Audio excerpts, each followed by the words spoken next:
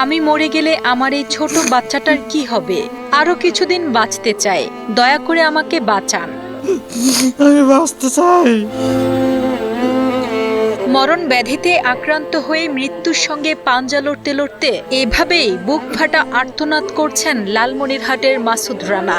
আমার বাচ্চাকে ছাড়া আমি অনেক মনে পড়ে, কিন্তু অর্থের অভাবে খিদার তাগিদে বাইরে থাকতে হয়, উপার্জনের তাগিদে। দুটি কিডনি বিকল হয়ে গেছে মাসুদ রানার।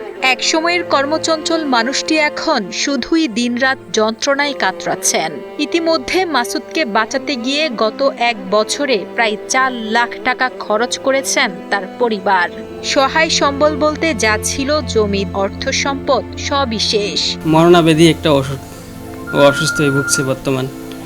তাই এখানে আমার পক্ষে কোনো প্রকারভাবে সংসার চালানো বা ওর খরচপাতি বহন করা একেবারেই সম্ভব না বর্তমান আমার।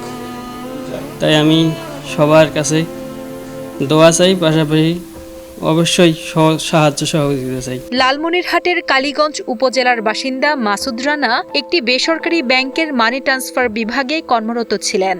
বছরখানেক আগে হঠাৎ কাশির সঙ্গে রক্ত আসতে শুরু করলে পরীক্ষা নিরীক্ষায় ধরা পড়ে তার দুটি কিডনি বিকল হয়ে গেছে।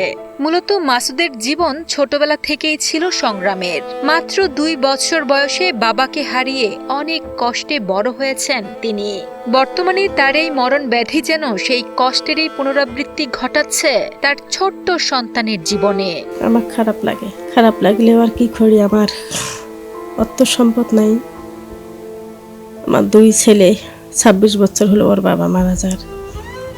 26 বছর থেকে এই ছেলেকে মানুষ করছি, কষ্ট করি, খুবই কষ্ট করি।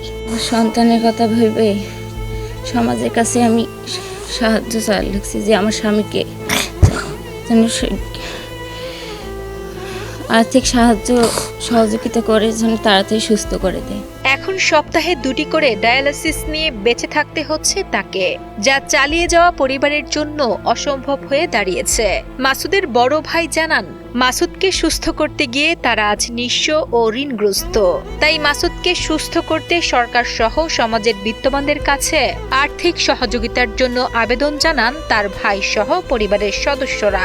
সমাজের কাছে, সবার কাছে আমি দোয়া চাই এবং সাহায্য সহযোগিতা চাই। আমার ছেলে বাঁচুক, এরাই কামনা করে চাই।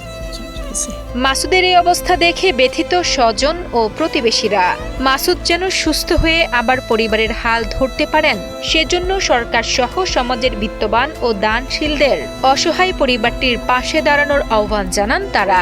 ওর মা খুব অসহায়, ওর বড় ভাই খুব অসহায়। ওদের জমি জমাও তেমন কিছু নাই, যেটুকু ছিল সেটুকু বন্ধক রেখে তার চিকিৎসা চালিয়ে যাচ্ছে।